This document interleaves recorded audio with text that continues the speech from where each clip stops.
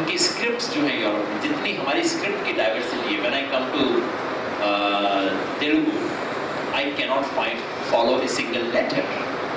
This is not the case between English and French and German and so on. So Europe has much less diversity than India. But it has what, about 30-40 countries in Europe? Because Europe का एक fundamental European history का जो एक logic है वो ये है that they thought cultural and political boundaries must coincide. यानी कि जहां जहां कल्चरल डिफरेंस है वहां वहां प्रॉब्लम है. So if you have German speakers who live in France, either they should go to Germany or they should learn French and start speaking French, or there would be civil war. And this is a crude way of putting it, but this is exactly what the history of Europe is. Europe could never live with diversities. जहाँ diversity की problem है वहाँ ये हुआ या तो अलग country बना लो या मेरी तरह रहना शुरू कर दो. One country must have one language, one culture, one norm. This was the classic European way. This is nation states of Europe. One nation state has one language, one culture, largely one religion. तो खैर वहाँ वैसे ही है, पर one denomination भी होगा. Dominance of one denomination. In India, the great strength of Indian nationalism was that they said, we will build a nation which accepts multiplicity and diversity. It was a very unusual thought. जब 19th century में, late 18th century onwards, जब colonial encounter शुरू हुआ तो अंग्रेज आके India में यही कहते थे. जेम्स मिल की फेमस किताब है जो यही कहती है, India can never be a nation. Why? Because people living in Madras have nothing in common with people living in Calcutta, and they have nothing in common with people living in Bombay. This is a country which is so diverse, this is a continent, they can never come together. And by European understanding, it was right. Indian nationalism created, what has now become such a cliche, unity in diversity.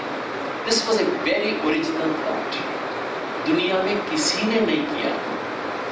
No other country had ever been built with such diversity within it. And if you ask people in 1950, no one would have given it more than 10 years.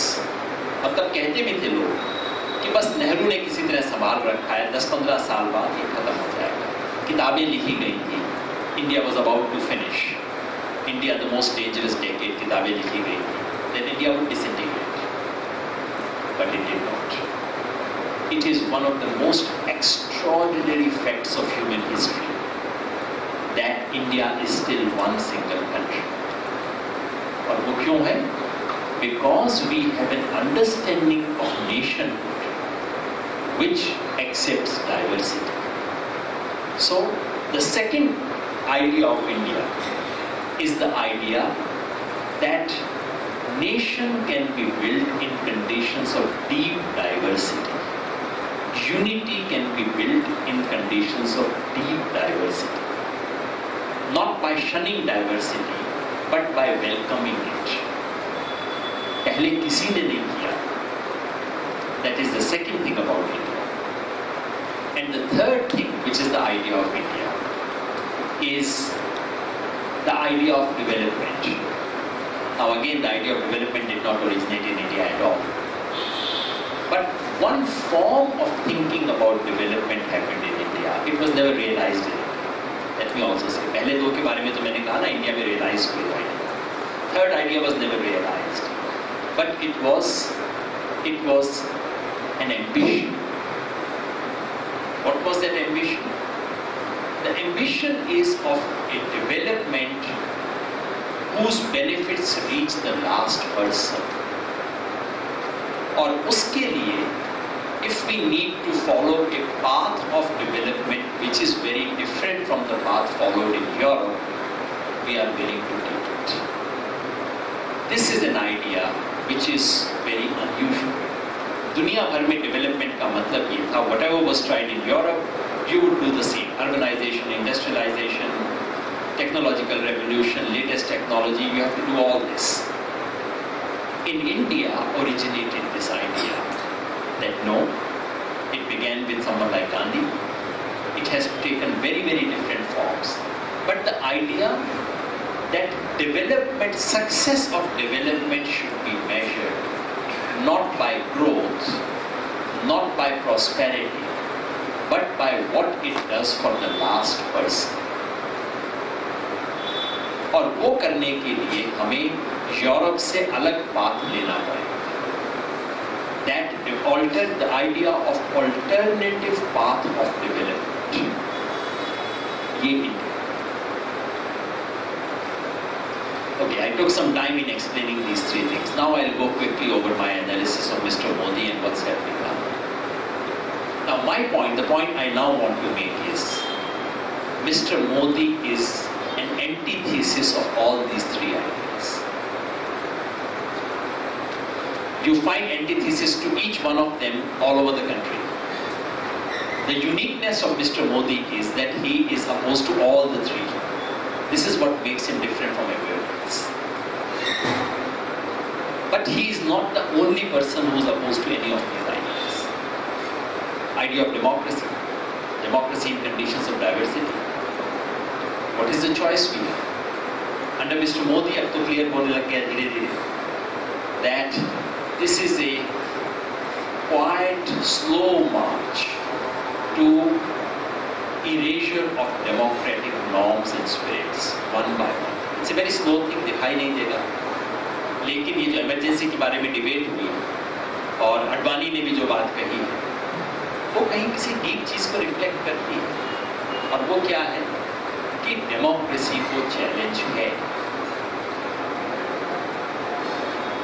बहुत simple चीजों में दिखता है कि ये सरकार है जहाँ कोई मिनिस्टर कुछ डिसीजन नहीं लेता, सिर्फ पीएम को लेता. But let us not forget, this is not the first time this has happened. ये इंदिरा गांधी के ज़माने में भी होता था. और अगर ये चीज़ें आप अलग-अलग स्टेट्स में देखना शुरू करें, you would find all examples. आपके तेलंगाना में कोई मिनिस्टर कोई डिसीजन लेता है? I don't think so. ये जब आंध्र प्रदेश था, YSR Reddy, did any minister take any decision? All over the country we have. So yes, in Mr. Modi now we see it at the center. के बारे में किस्सा ही है ना, आप यहाँ पे सुना होगा आपने कि and this is real कि एक मिनिस्टर, मोदी जी की मिनिस्ट्री के मिनिस्टर का नाम भी बता दूँ यहाँ पे, वो कहने की क्या दिक्कत है, प्रकाश जावड़ेकर जा रहे थे किसी इंटरनेशनल कॉन्फ्रेंस में. तो एयरपोर्ट जा रहे थे, उनको रास्ते में फोन आ गया पीएमओ से. फोन क्या आया कि आप टी शर्ट पहन के क्यों जा रहे हैं विदेश, अच्छा नहीं लगता, आपको भारतीय कपड़े पहन के जाना चाहिए.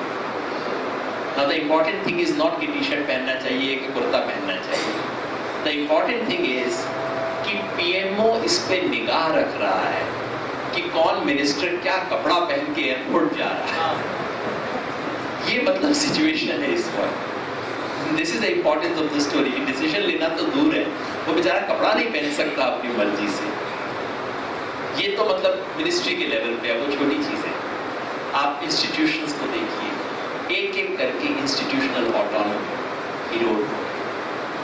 फिर याद रखिए, इंस्टीट्यूशनल ऑटोनॉमी को इरोड करने में ये पहली सरकार नहीं है. कांग्रेस ने बहुत किया है, बस उसको एक एक्सट्रीम फॉर्म पे ले जा रहे हैं, जहाँ जुडिशरी को भी अब ये जो बाकी चीज़ें तो हम देखते ही हैं. मैं एनसीईआरटी, यूजीसी इन सब का जिक्र नहीं करूँगा, ये तो सब बहुत ही मिसयूज संस्थाएं हो गई. जुडिशरी, सीएजी, मीडिया, ये जो सो कॉल्ड इंडिपेंडेंट इंस्टीट्यूशंस हैं, इनको भी पहली बार थ्रेटेन किया जाए. ये जो सारा केस चल रहा है सुप्रीम कोर्ट में इस time about new judicial appointment, it is not so much about the judicial appointment. It is a way of putting judiciary in its place. कि आपको अपनी औकात पता है कि मतलब आप क्या हो। CAG को प्रधानमंत्री पहले ही कह चुके हैं कि आपको रेस्पॉन्सिबली एक्ट करना चाहिए। वही प्रधानमंत्री जो 2 साल पहले तक CAG की रिपोर्ट साइट किया करते थे कि इतना 2G स्कैम हुआ है, ये हुआ है, अब CAG को कह रहे हैं कि नहीं, you should be very responsible. और media, I know they are very respected media persons here, but media has never been under so much of pressure as it is today in the last, I would say, almost 40 years. Post-emergency, the media has never been under so much pressure from state as it is today. बोलते नहीं है लोग इसके बारे में। जो बहुत critical editors हैं, वो भी पब्लिक में बोलते हैं तो वो ऐसा दिखना चाहते हैं कि बैलेंस्ड है, हर कोई अपने आप को कोशिश करता है। और प्रेशर सिर्फ सीधा सरकार से नहीं आ रहा। आजकल एक दूसरा तरीका है, आप चैनल चलाते हैं, आपकी चैनल मुझे पसंद नहीं है, तो मैं क्या करूँगा, मैं इनको कहूँगा कि जाके इनका चैनल खरीदो, खत्म। आपकी इंडिपेंडेंस का क्या रहा? ये हो रहा है। आप जरा सा ध्यान दीजिए कौन कौन चैनल का कौन ओनर है इस टाइम, और पिछले साल भर में किसकी ओनरशिप चेंज हुई। दिस इज द थ्रेट कि तुम अगर मेरे बारे में रिपोर्ट नहीं करोगे तो मैं सिर्फ सरकार के बतौर आपको इंस्ट्रक्ट नहीं करूंगा, मैं आपकी चैनल खरीद, I will throw you out. This is what is happening. So there is enormous attack on independent institutions. What is the way out? Who can recover democratic spaces? That is the challenge. दूसरा जो challenge है diversity वाला, वो बहुत clear है, या शायद उतना क्लियर नहीं, क्योंकि यहाँ भी मोदी जी का एक डिफरेंट मॉडल है। जब मोदी जी की सरकार आई तो ज़्यादातर सेकुलर लोगों ने समझा कि नहीं, there is a challenge to minorities. लेकिन हमने सोचा कि चैलेंज क्या होगा कि कोई लॉ बनाएंगे, कॉन्स्टिट्यूशन में कोई चेंज करेंगे, कोई बड़ा राइट होगा देश में। मैंने उस वक्त भी कहा था कि मोदी ऐसा कुछ नहीं करेंगे। His strategy would be crowd sourcing of communism, micro crowd source communism. वो हो रहा है, छोटी छोटी जगह से खबर आ रही है, कभी भी वो खबर बहुत बड़ी खबर नहीं बनती है, लेकिन छोटी छोटी खबर आ रही है। अभी जैसे हरियाणा में ये जो मतलब बिल्कुल दिल्ली के करीब, दिल्ली से 100 किलोमीटर के अंदर है, 100 किलोमीटर से भी कम है, वहाँ पे एक गांव के अंदर हिंदू मुस्लिम डिफरेंसेस हुए, मुस्लिम्स के घर जला दिए गए। उसके बाद पुलिस आई, पुलिस की प्रेजेंस में मुस्लिम्स की सेकंड टाइम पिटाई, और कल परसों पुलिस की प्रेजेंस में, और थोड़ी पुलिस नहीं, सैकड़ों पुलिस उस गांव में इस टाइम पोस्टेड, पूरा गांव को कैंटोनमेंट बना रखा है। पुलिस की प्रेजेंस में तीसरी बार माइनॉरिटीज को इंटिमिडेट किया गया, और कल शाम की खबर ये थी कि लास्ट 2 घर जो माइनॉरिटीज के बचे थे वो भी अपना घर लॉक करके बाहर। Now this is not a national news क्योंकि एक गांव की बात है, but this is being replicated in so many small ways. सिर्फ उत्तर प्रदेश से एक अखबार ने काउंट किया था, there were 700 instances of communal violence in one state, Uttar Pradesh. This is the new model. Crowdsourcing of communalism at micro level. छोटे-छोटे levels पे करवा, कोई गुजरात 2002 जैसा धंधा नहीं होगा। इतनी छोटी चीज़ें होंगी और बाद में प्राइम मिनिस्टर कहेंगे कि देखिए कोई बड़ी चीज़ तो हुई नहीं, हमने नहीं होने दी, आपने सोचा था क्या होगा, कुछ भी तो नहीं हुआ। मगर अगर आप माइनॉरिटीज से पूछिए तो सबके मन में डर धीरे धीरे बैठ रहा। और ये जो है, because in the last instance your constitution is, what is your constitutional right? The constitutional right is what the thanedar in the next police station grants you. If it does not grant you a right, it is not your right. आप क्या कर लेंगे? आधे से ज़्यादा लोग तो कभी कोर्ट में जा नहीं सकते, वो गरीब कैसे कोर्ट में जाएगा? तो अगर आपका, और ये हुआ लोकल लेवल पे माइनॉरिटीज के राइट्स को डाउनग्रेड किया जा रहा है और उनको एक सेकेंड रेट सिटीजनशिप के अंदर पुश किया जा रहा है. This is what is happening.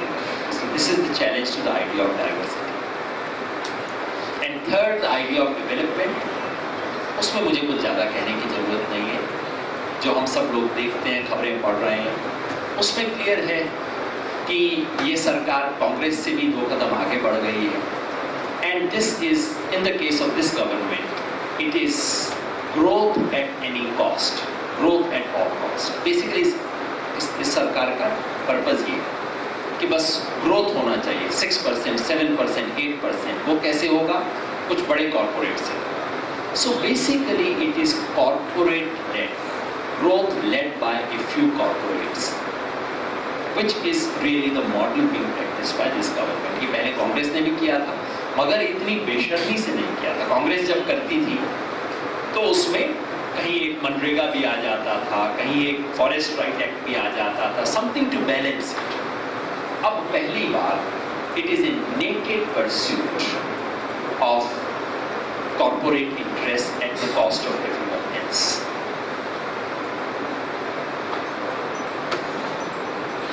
And it is not only at the cost of the poor, it is also at the cost of environment. इसके बारे में बहुत लोगों का अटेंशन नहीं जाता है, but I want to remind you, आप जरा न्यूज़पेपर में थोड़ा सा अटेंशन देना शुरू कीजिए. In terms of laws, इतने एंटी एनवायरमेंट लेजिस्लेशन और रूल्स पिछले 25 साल में हिंदुस्तान में नहीं बने हैं जितने इस सरकार ने पिछले 1 साल में बनाए, और अगले 2 साल में जो बन जाएंगे. बेसिकली पिछले 30 बरस में इंडिया में जितने भी एनवायरमेंटल प्रोटेक्शन लॉज बने, उन सब को ये सरकार डाइल्यूट कर, हर तरह के एनवायरमेंट को. So the point I'm making is that today we face a challenge to all the 3 core pillars of the idea of India. We face challenge to the idea of democracy in conditions of deprivation. We face challenge to the idea of deep diversity, and we face a challenge to the idea of development which would matter to the last person. How do we